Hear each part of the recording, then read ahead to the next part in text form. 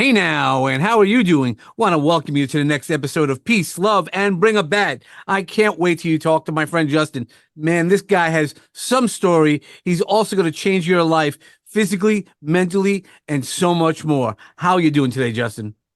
I'm doing well, man. Thank you. Thank you for having me on the show. All right, yeah, no, I heard you speak, and I'm glad we connected, and we're in the same circles, and it's always good to hear somebody's story, and that's what we love here, talking about here is some of your stories. Why don't you tell us a little bit about yourself to start out? Yeah, we all have bad seasons in life. And I had one in 2002 when I was arrested and charged with first degree murder. Now, for those that don't know me, like you mentioned, I'm Justin Danforth, the owner of Danforth Fitness, where we help individuals become the best version of themselves by crushing all limiting beliefs and overcoming the obstacles and the vices that stand in our way. Now, I was incarcerated at 21 years old, facing a life sentence without the possibility of parole. At the time, I had an eighth grade education. And at first, that's not the worst part of the story. Like most people hear that and it's like, wow. And of course, it was a tragic part of my life and a bad season, as I said. However, the worst part of the story is that the reality hadn't even sunk in. My mindset, my mentality was so far gone that I remained the same arrogant, dope smoking, punk, alcoholic kid for the first 3 years of my incarceration. That's the worst part of my story, is that I had been doing wrong for so long. Doing the right thing had never even clicked after being faced with a life sentence, being charged with first degree murder and facing a life sentence without the possibility of parole.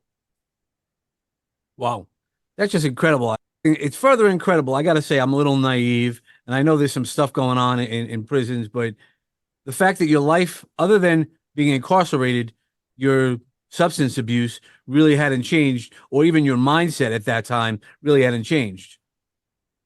Correct, correct. Like I said, like I had been doing wrong for so long. Like I was good at doing bad. Like I was really, to me, the best of the best at doing everything I shouldn't have been doing. No one should be doing, right? And it stems from drug selling, drug using, abuse of alcohol, just womanizing, just all of the things that come with what we call the street life, right? Mm. Or a thug life.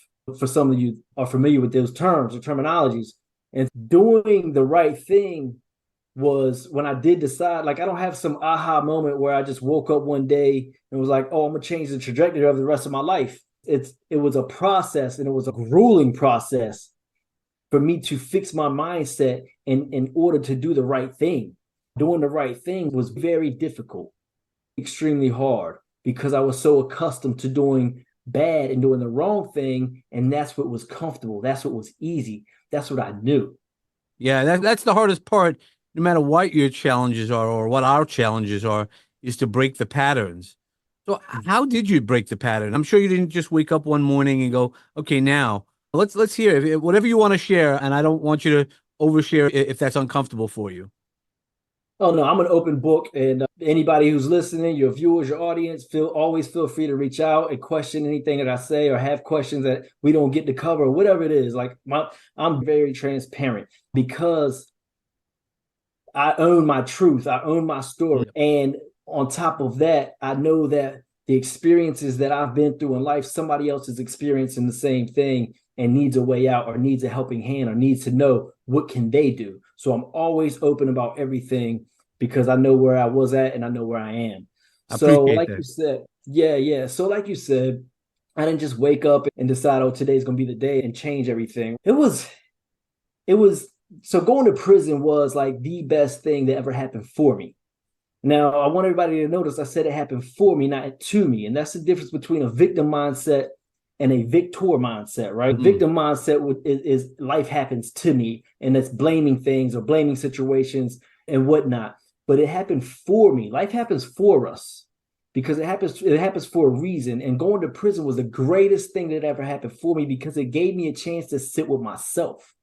And the longer I sat with myself, the more disgusted I became. Like I couldn't even face myself in the mirror without seeing a monster and something that I disliked. And the longer I sat with myself, I realized the most troubling thing for a lot of us to face is the truth, Yeah. hands down. all the way down to the nitty gritty truth. Not what we want to say the truth is, not what we call the truth, but what is the actual truth. And the truth was, I put myself in that situation because of the decisions I had made up to that point. Sure. So I no longer liked where I was, who I was, and how I got there. So something had to give. And you may be familiar with this, the saying or quote, and I'm going to paraphrase, but it's like a person's not going to change until the pain of what they're going through is worse than the fear of the change itself. Sure. And so the pain I started to feel sitting in prison got to be really bad to the point where, okay, now I understand I need to change for the better, no matter how hard it is to change, because I said it was grueling. It was difficult. It was uncomfort, right? Or discomfortable, right? So I said that to say, I just started reading the same personal growth and development literatures we all read. Like we all read them from the same books, unless it came out yesterday and you just hadn't got your copy yet.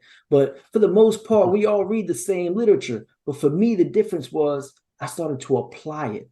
I started to analyze it. I didn't just read 100 books. I read one book 100 times, right? So I started to really delve into the acts of personal growth and development, the thought process of personal growth and development. How does this apply to me, and what do I need to do to apply it so that way I start to make a difference in my life?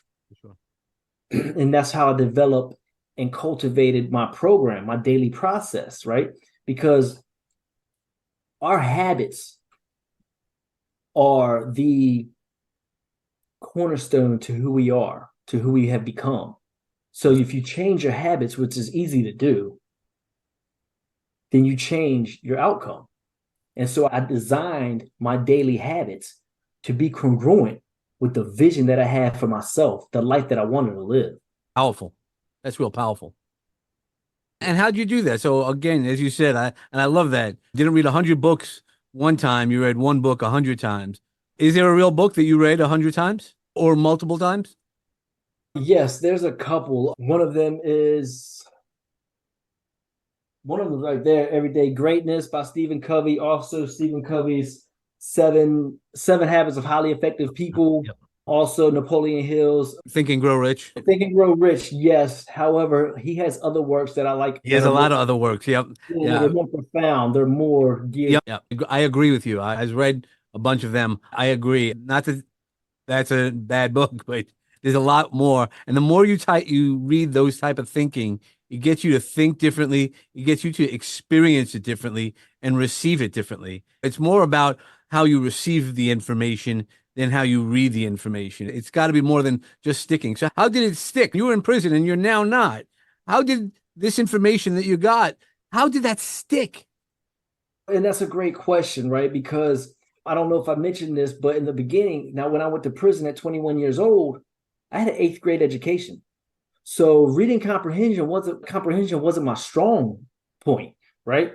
I had to really make a conscious effort to read and to comprehend and to apply what I was reading. And so I tell people all the time, I think, it's one of those a gift and a curse things. Because I didn't have an 8th grade education, I wasn't arrogant enough to know that, oh, I already know this information. And it didn't come to me easy. So I had to really struggle like to get the information from that page to here, to my mouth, into action, right?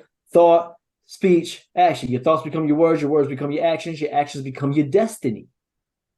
So that being the case, it's just repetitive, man. It's repetitive. No different than, if I can use a million different metaphors, whether it's sports, exercise, even sun tanning, right? You go out in the sun one day, you might get burnt, but you go out there for a few minutes every day, you'll get a tan. So it was just repetitive, just really making it stick, making a conscious effort, refusing to listen to the voice on the left shoulder and listening to the voice on the right shoulder. Yep. Yeah. And that's a powerful thing, because now I'll ask you, so to just extend that a little bit, do you still have the guy in the left shoulder in you? Oh, of course. Oh, of Okay. course. Yeah, because, and I think that's part of, you and I had a few conversations when we met in Nashville, And he's such a humble guy. I really, he's a lot more than he's coming off a little humble. But we all have that left shoulder guy, the guy who's going to tell us we can't do it, the can'ts. We're going to hear all those negative things. How did you get over that? Because again, in prison, I'm sure that's not necessarily a great feeding place for the mindset growth. While it could be, it depends on how you saw things. Exactly. And it's a great question, David. Like for me, how do I quiet or silence that voice on the left shoulder? It was, again, back to my daily habits. Now, as long as I say I'm going to, let's say, all right, for example, my daily habits is my process. I still adhere to them to this day. Could you share some of those with us? Sure, sure. So one of them is I wake up at 3 o'clock every morning, 7 days a week. There's no days off, whether I'm at home or I'm on vacation. I get up at 3 o'clock every morning. Wow. Now, by doing that, I have contributed to the voice on the right side. And I start to silence the voice on the left side because I learned to live a life of purpose over pleasure. And so my purpose is what is getting up at 3 o'clock in the morning, because there's a whole array of benefits to that for me. One, it's hard, it's difficult. And I've learned that all of the things that were difficult to me or for me in my life is where the benefit lies. Like it becomes a matter of the obstacle is the blessing. Sure. That roadblock is the gift. It's who you become by getting over. Everybody knows it's the journey, not the finish line. And there is no finish line. It continues to go. As you were just saying, even though your mindset is so much different, there's times that we still have our challenges. So we have to also acknowledge that at times the finish line that there is no finish line. The finish line is when they put you in that box, or that moment that your eyes close for that last time. That's your finish line. And it's depending on how we get to that finish line. Indeed. And I'll give you something even more. If you live your life right, even getting put in that box and buried isn't your finish line, because your legacy will live on. Yes, ma'am. Yes, sir. If you do it right. Yep. So it's making or having the voice on the right shoulder, as we're saying, it's my self-talk, as we all have, but it's having my self-talk on auto-suggestion. So it's on auto-suggestion to give me encouragement and get me up out of that bed, or get me to the next level, or get me to do the thing that I need to do that is difficult. And when the voice on the left tries to talk against it, talk down on it, or tell me I can't do it, or I'm not worth it, or whatever the negative self-talk is, it's knowing that I do not negotiate with that person or that voice. Right. I only do what I say I'm going to do. And what I say I'm going to do is my integrity. So if I tell you, David, I'm going to get up at 3 o'clock tomorrow morning and for the rest of my life, that's what I'm going to do. Because in this world, if you've ever seen the movie Scarface, most people have. What did Al Pacino said? He said, all I have is my word and my balls. Meaning I have my word, that's my integrity, and I'm a man. My balls, right? I'm a man. So I'm going to hold true to my word, because a respectable man does that. And what a man is and manhood and all of that is a whole other topic for another day. Right. But it's that commitment that we make. That was one of the things I took away, truthfully, from Nashville, is when they asked us all the question, what are you doing to hold you back? And to me, that was a really powerful question. What am I doing? I wasn't always meeting my commitments. I was trying to follow up with a lot of people. And there's that balance of following up and then are you chasing somebody? I'm not chasing anybody. I just know what messages I want out there on my podcast, but also the people I want to surround myself with. But there's that fine balance on figuring out those pieces. And now that I've made all my commitments, like when I write down every night, what commitments did I make today? And what goal how am I doing it? And how am I keeping to my commitments? And some days I have 5 and I might only do 1, but then I know what I have to start off doing. I have to finish the 4 and then get started on the next day. And I've been much more successful, much more focused, because I hold myself to that level. I don't want to just talk about it. I want to be that level. That's right. That's right. Action speaks louder than words, man. And so that's part of my daily habits, is getting up at 3, course, hydrating. I'm really big on fitness and nutrition, just health as well, all of the things. So I have hydrate with some water. I do some supplication between myself and my Lord, and I read. I start reading something from personal growth and development. And then so that way, first thing in the morning, I have something that I can take with me throughout the day. Because, as you said, if it's not just that voice, it's somebody else or something else. It's somebody in traffic. It's somebody at Starbucks. It's somebody wherever I go. There's always that one person that can get under your skin if you don't let it. So I take something with me out of my reading and I reflect. Now, when I sit and reflect in the mornings, it's reflecting on the pain that I went through in my life, because I know that's the greatest source of power, is to know that I, Justin Danforth, overcame a hardship that was so grueling and painful. And look who I am. Look where I'm at today. So that's a great source of power. And it gives me the confidence to stand upright and go through my day, knowing that I've already stacked wins. I've already been through something in my life, and I'm going to go through something else. And I know that I have the strength to get through it because I've done it before. Yeah, it's the lessons of our past that help us strengthen and only if you've learned them. And sometimes that's why we go through events in our lives over and over again, but to learn them and to keep moving forward. Exactly. And then sometimes, and I don't journal every day, but I do journal periodically most of the time. And my journaling is different than other people's journaling. My journaling is just a 3-step process. And it's all it is. The first thing I write down is, what do I regret from yesterday? What did I do yesterday that I regret? Did I get ill-tempered? Did I get impatient? Did I say something out of the way to my wife? Or whatever it is, what did I do that I regret? So I put that down so that way I know, don't do that again today, because regret is your guideline. That's our blueprint for everything in life. Anything that you regret doing, then you now know, don't do it again, and then move forward. So so the first thing is regret. What do I regret? The second thing is, what can I do today to not do that thing again, that thing that I regret? So now I'm more mindful going, and this is early in the morning. So now I'm mindful of what is it as I'm going throughout the day. These things stay on top of mind.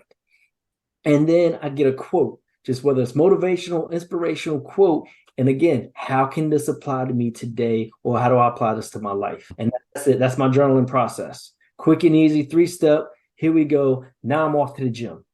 Now I'll go get my exercise in, because like I said, I believe fitness and nutrition is like it's the foundation to success, right? I firmly believe that fitness and health go hand in hand with striving to perfect one's personal growth structure. And so I do a good workout, and then I come home, and that's the morning. After that, it's just, you go to work, I come in here, get on my computer, whatever it is I have to do for that day, I start doing my daily tasks. Okay. And one of the things that you do is you're a fitness instructor, among the other things that you're doing. So what would you do? So here, like just recently, I started working out again. I used to be in much better shape. The round is a shape, so I will say that, but I don't like round as my shape. And what would you say? So I'm 55, and so yesterday I walked 12 miles. Today, oh no, sorry, I walked 8 miles, and today I walked 4 already. I'm a little sore. Let's be honest. I went from 0 to 8 yesterday. I did 4 twice, so I didn't do 8 at one time. But I am notorious for doing stuff like that. What would you say? So that's not going to do it. It's not going to only do that. What would you say for most of us who might not have been in a regularly exercise program? How do you get started? How do you maintain it? Great question. So how do you get started is what is your goals? What is it? Why are you trying to start fitness, right? Exercising or diet, and they go hand in hand. So that's the main thing, is you can't, you know how they say you can't outwork a bad diet. You can do all the exercise in the world, depending on your goals, you're not going to reach them if your diet is off. Right. And vice versa. You can do all the dieting you want, but if you're not exercising, it's so they go hand in hand. So first is knowing your goals. Is it, I want to lose weight, tone up, or I want to, if you're already, some people are just hard gainers. They have a hard time gaining weight. So you want to gain weight, tone up, build muscle. So first, the start is know what you want to do. Okay. Once you know what you want to do, then you start to you start moving. Like you said, you started walking. That's great. You took action. Now you find out what it is you're capable of doing. You reach out to a professional or somebody, or you can find all the workouts and diets online on Google or YouTube if you wanted to. Or you reach out to somebody like me and say, hey man, you got any advice? Here's where I'm at. But so you take action. Now, how do you get the discipline? This is the best thing, right? Because all of us start a new thing on January 1st, right? And then within the next few weeks, or at least by March, our New Year's resolution is out the window. Right. We're back into the flow of everyday life and whatever else comes our way. So this is the reason I love fitness and nutrition so much, is because it instills in us delayed gratification, because you have to do it long enough in order to get the result. That's the trick, man, right? Hey, I worked out today. Why aren't I where I want to be? I did it 2 days in a row. Come on, Justin. No, you have to. And that's with everything else, is consistency. You don't get there just by reading a book. You get there by reading, as you said, reading the book multiple times, or reading or keeping those ideas forward. Yes. Action is the fruit of knowledge. So you can know all you want, but if you're not implementing it, it's futile, right? So those are the key things, right? Is know what your goals are, start taking action towards those goals, and never miss. Never miss. If there's anything your viewers, anybody ever listening to this, if they take anything from this show right here, this episode, take this. Never miss on what you said you were going to do. And that's the key to any level of success, whether you want a better relationship with your spouse, or better relationship with your child or your parents, if you want more patience, if you want more money, if you want growth in your business or at your job. Say that you're going to do the thing that's going to get you to that next level of that goal, right? Whether it's a relationship goal, business, job, whatever, and never miss. If your wife complains about you not taking out the trash, and you want a better relationship with your wife, then you take the trash out. You say to yourself, I'm going to take the trash out, and I'll never not take the trash out again in my life. Now you've already knocked off one thing that she's complaining about. That starts to strengthen the relationship. And that goes for everything else in your life. Just never miss. If we just sat and thought about, imagine where you would be in life if you never gave up on the thing that you were chasing at one point in time. And that's exactly what I talk about all the time, is why give up? Like, you can give up if you want to learn how to fly, right? You want to physically fly, not be a pilot. Okay, that's fine. It's an unrealistic opportunity. But there's also a lot of different pieces if you want to feel that way. But where I'm going with this is time's going to pass anyway. So are you going to use it? In what way are you going to use it? And by doing the things that you know. I've quit a million times being an entrepreneur. I'm done. I'm tired. It's not working the way I want. And then what do? Take a breath, reset, and go, okay, let's go start this again. Because I know that if I don't get the books out, tell the stories that I need to tell out, because somebody needs to hear it and hear the methods, the resources, that's the real trick. That's the power in the whole story, is not my story, but the resources, much like your resources, keeping yourself to those commitments to yourself. Exactly. And so, and again, like for me, it's get up, start with personal growth and development and reflection, and start to envision, like we all have this vision of who we think we are and who we want to be or become. At least we should, right? Everybody has a vision of who they think they are.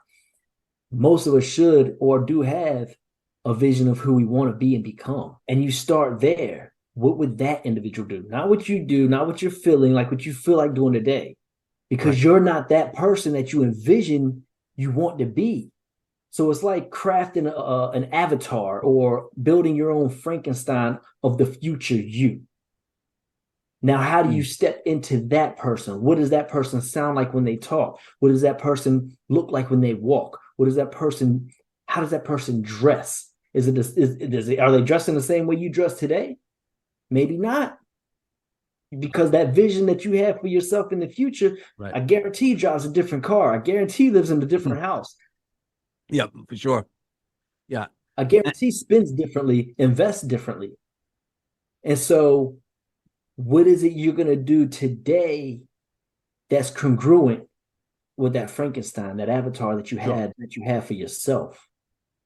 And that's what I do every day. Just wake up and envision the life that I want to live. Who do I want to be become? And for me, it's becoming the man that I always needed in my life. Now I had my dad in my life, right? But my dad couldn't teach me how to be affectionate with my wife because him and my mom did nothing but fight. That's all I remember from my childhood is them fighting up until they divorced every day, hollering and screaming at each other. I never seen any affection between the two. My dad couldn't teach me how to invest or build a successful and sustainable company or business, be an entrepreneur, because he always had a failing roofing company. We were broke. The lights and the electricity and water was turned off for months at a time. Not just, oh, we didn't pay it this month. They turned it off for a couple of days. We get it back on. No, months and months at a time, year after year. He couldn't teach me how to invest. He couldn't teach me how to grow, scale a business, things like this. So Hmm. for me, it's becoming the man that I always needed in my life, the man I can look in the mirror and take advice from. When I look in the mirror today, I would take my own advice. That's powerful because that's really some of what we have to do is break those patterns. Sometimes we don't even recognize them. I've done some dives into my own family and seeing where some of the limitations, even when they're done out of love, what limitations were placed on me and how I hadn't seen it. And it was part of my thinking, my how I was going through thinking. And there's still work to be done. I think the more that we dive in, that deep dive once we do it with ourselves, it becomes something. It becomes really, why am I not making my commitments? Is it a limiting belief? Is it something that I'm afraid of? Or is it something that I can't do, but I haven't learned yet? And that's the real powerful part is when you go, okay, I can do this, but I haven't learned the right things or surrounded yourself with the right people. How'd you find the right people? So now that you got out, and I'm sure I know that there's a story on how you got out. If you want to share that, that's fine. But how do you surround yourself also to support you going forward?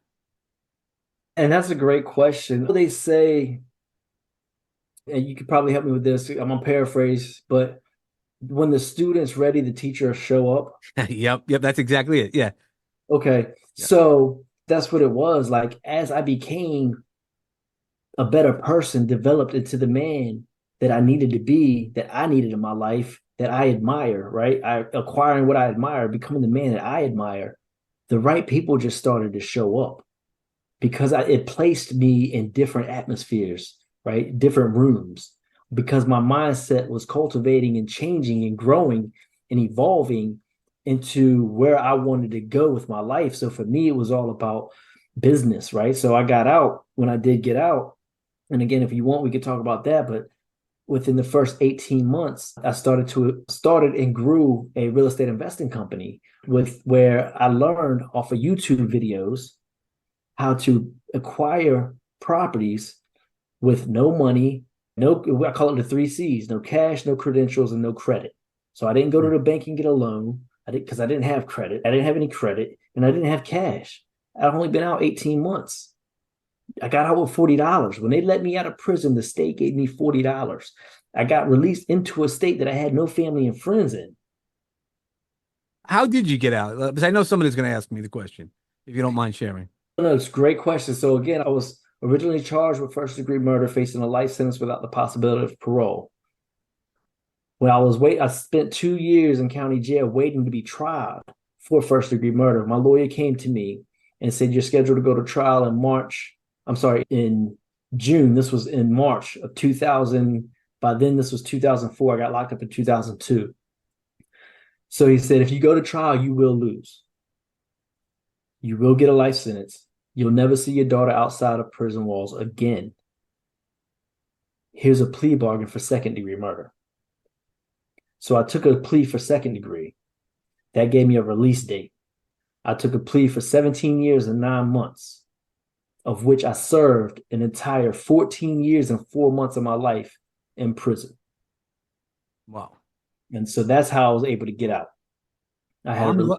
as somebody who's met you, I'm glad that you got out, and I really mean that. It's not just an obvious. It really is. You and I got to have a couple of conversations, just one on one, and just hearing your story and seeing the mission that you are and the man that you are is really just really heartwarming as an outside viewer, seeing how successful you are and your passion to help not only your family to be the man that you needed to be, but also the leader you needed to be in communities, online communities, but also to make sure that people are healthy about, their lives, not just getting back. And but also, I just want to also tell you, somebody who is a recovery coach, an advocate, that's the hardest part is when you come out of prison, they give you $40 and stick you back in the same neighborhood that you got the trouble into. And they say, good luck. And they expect you to toe the line. So I want to hear more about that toe the line piece. Is that because you're not the same person? I know physically we are the same people, but you are head and shoulders above where you were. And I didn't know you then, but just from what I see before me and the person I've got to know. And thank you for all your kind words and your observance. So for me, I had a release date. So when it got time for me, my last 2 years, I knew I had 2 years left. I went into plan. I planned, right? We all have a plan. So I started to plan and prepare for my release 2 years prior. Now, when I had done my sentence up to that point, well enough to receive minimum custody, right? So you got maximum, medium, and minimum custody levels. And each level, maximum is just you're locked down. Yep. You don't get no privileges much at all, if any. Medium custody, you get a little more privileges, more outside time, more phone call privileges, visitations, and things like that, right? Minimum custody, when you're under 5 years, when you have 5 years or less, if you're approved based off of how you did your time, you can get volunteer passes. Somebody from the community as an approved volunteer can come and pick you up to go out on a pass for 6 hours twice a week. They can take you to Walmart. They can take you to the bowling alley, take you to a theater, roller skating, like just out into the community, restaurants. So for me, I had got involved with speaking. So I started to write organizations that would invite me to come and speak. Most of them were like Boys and Girls Clubs. YMCA is an after-school program for at-risk youth. I wanted to go and speak to the children and kids, young adults, young men and women who were already at risk of going to prison or getting in trouble. Most of them some of them were on probation. Some of them had already been in front of the judge. Some of them were headed that way. They were getting expelled from school and things of that nature. So I started to go and speak to these audiences of children and their parents. I had lined up a speaking engagement to it, and it was an all adult, but it was a support group for people who have loved ones that are incarcerated. So let me explain it like this real quick, David. If I had knee surgery and you had knee surgery, we can talk all day long about all of the things that go with knee surgery. If I had knee surgery and you didn't have knee surgery, then the conversation would be short. It's like, man, I had knee surgery. Oh, I hope you recovered fast. That's it. You don't really want to talk about it. So these are individuals who come together because all of them have a loved one that's incarcerated, and they're trying to figure out how to best support those that are incarcerated, their loved ones, whether it's a nephew, a grandson, a son, daughter, whoever. So I went to this meeting with it because they have like weekly meetings at the time. I went out on a pass to this meeting. And as I was speaking, I told them, you guys are all here to support those of us that are incarcerated, and you want to know how to best support us. If you want to help me, I need a couch. And they erupted in laughter. They laughed at me. So I finished my little spiel, my speech, my story, and things like that. After that, you go and network. You get to talk to people. They can come ask you questions and things like that. How can we help you? And I stuck to it. I said, I was serious when I told you I need a couch. That wasn't a punchline. I'm not a comedian. I've got 2 years left. I need a couch when I get out of here.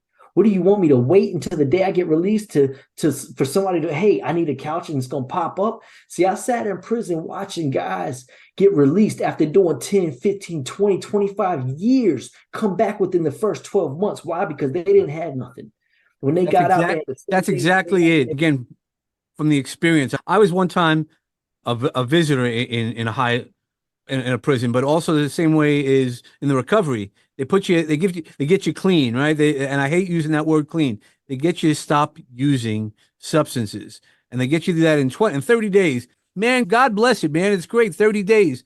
And then what do? How often are the people who pick you up are the people who put you into that situation? Your drug dealer loves when you come in. So you're clean. You're looking for that catch. And I love that you asked for the couch. And when they asked you again, you still said, I need a couch and got somebody to see it. And it was a great analogy how you brought that up. Is that's what we need to do is when we all want to give. That's why one of the things I do is part of the charity work I do is I make sure we give out socks to veterans. Everybody wants to help out. Oh, I'll do this, I'll do that. I go, what's their biggest need is socks. Veterans in or people in nursing homes need socks, clothes. These very easy things that doesn't cost anybody money.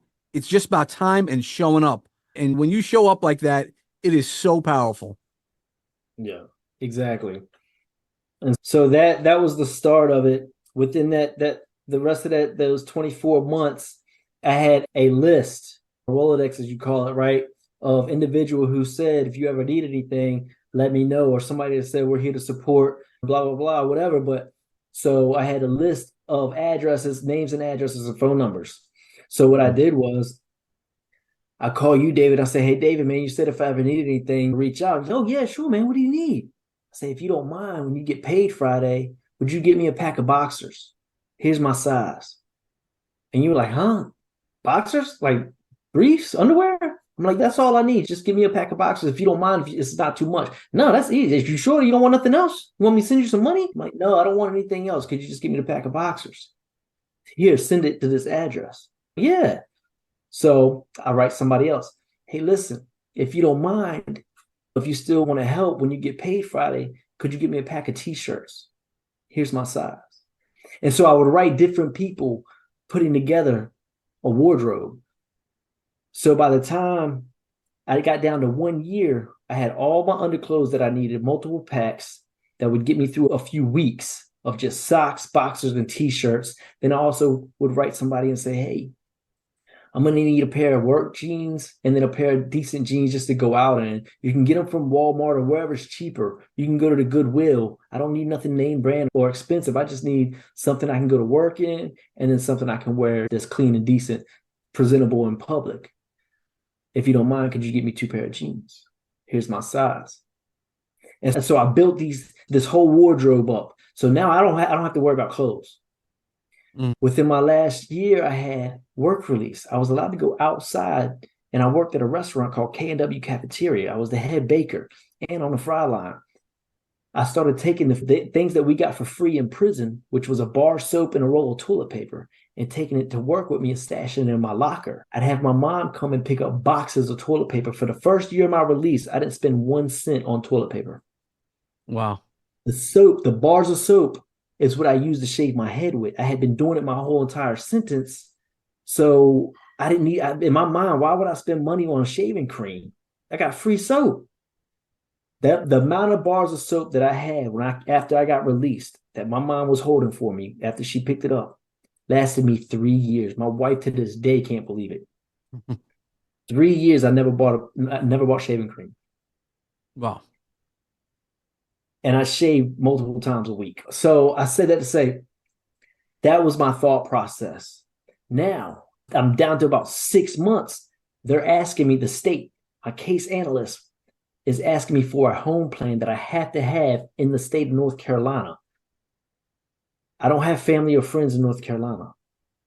How am I supposed to get a home address? If I don't give them a home address, they will release me to the county sheriff, who will then lock me back up as a violation of my parole because I don't have nowhere to go, and I'm from out of state, and I'm not allowed to leave the state because of the stipulation of my parole.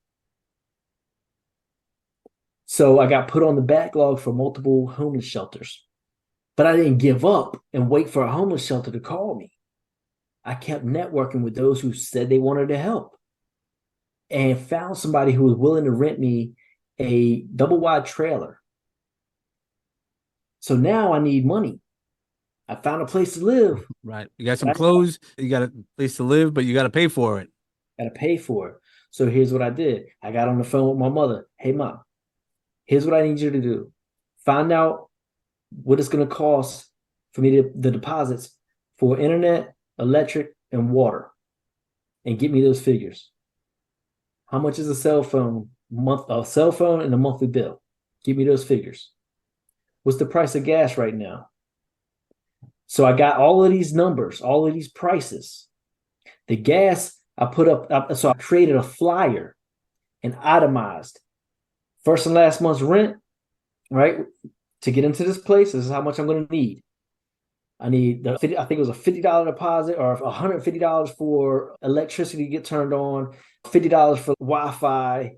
I can't remember what the water was, cell phone bill for at least the first month, and then 2 weeks worth of gas, just averaged out. Why did I pick 2 weeks worth of gas money? Because anywhere in my mind, anywhere I go and get a job at, they're going to hold back a week. So I'm not going to get a paycheck for 2 weeks once I get out of here. I itemized all these numbers and it came up to $3,200. I sent out 33 letters, flyers, asking for $100 a piece. Everybody donated $100. I had all the money I needed to get out of prison and be successful. Once I knew I had a place, I sent the deposit, had my mom take care of that on the outside. She went. I had her meet some other people who met her there to give them non-perishable food items. I had a 20-pound bag of rice, cinnamon, nutmeg, ginger, salt, pepper, garlic, all non-perishable. Put everything in the cabinets. My mom and my sister go clean the place, make it smell real good, make the beds. I had people donate even the bath mat when you step out of the shower, something to step on. So I had everything that I needed in my mind. I need to walk into that place like I never left. Like I've been living. That's powerful. Yeah.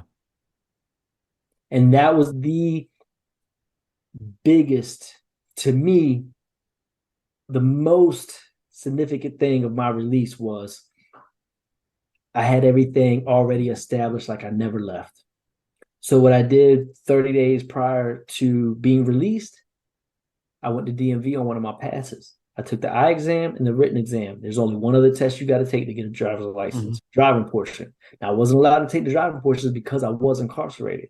So I had my mom call and schedule an appointment for DMV the day of my release within 30 minutes of my release, the time I would be released.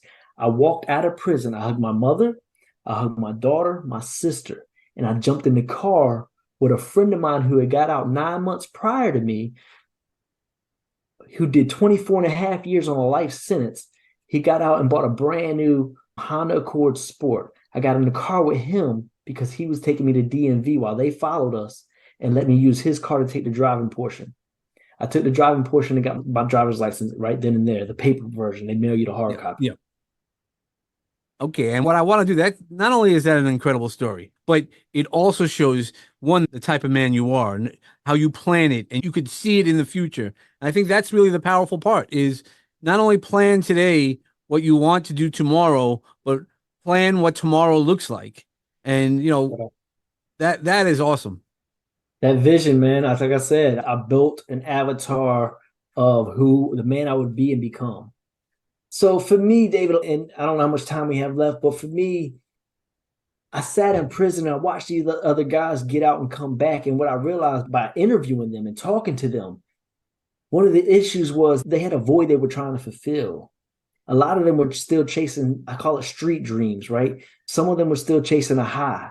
Some of them were still chasing a kilo or a package or another drug sale or another female's underwear. Like they were still chasing alcohol and drug, like all of the things that were conducive to them being locked up in the first place.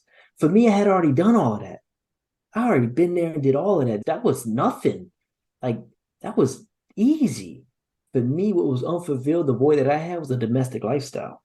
See, I woke up next to the same woman every day, took out the trash, cut grass, paid bills. I didn't do any of that prior to going to prison. So that's what I was yearning for. So I sat in prison reading Nicholas Sparks books, watching rom-com, romantic movies and stuff. And man, that's what I want. I want family. I want love. I want the domestic lifestyle. And so that was part of that Frankenstein that I created. That avatar, that man, he's a family man. he's an upright citizen of society. That's the man we see in before us today. Now, you've given us so much to think about, and we are going to wrap up the interview. Thank you. I know there's so much more that you have to give. First, how can everybody get in touch with you if they want to talk to you or have you as their leader?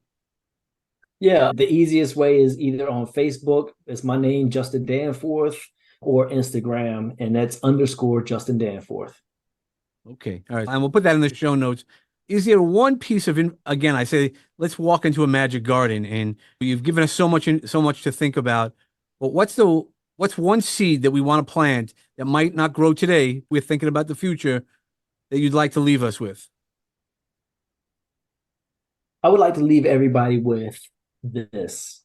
Know that your level of success, no matter what area of success it is, your level of success will never exceed your level of personal development. And that's because success is something attracted to the person you become. That's powerful. That we're gonna make sure that people listen to that again because that is really so true. Thank you, my friend, for all your time, for your knowledge, for sharing your story.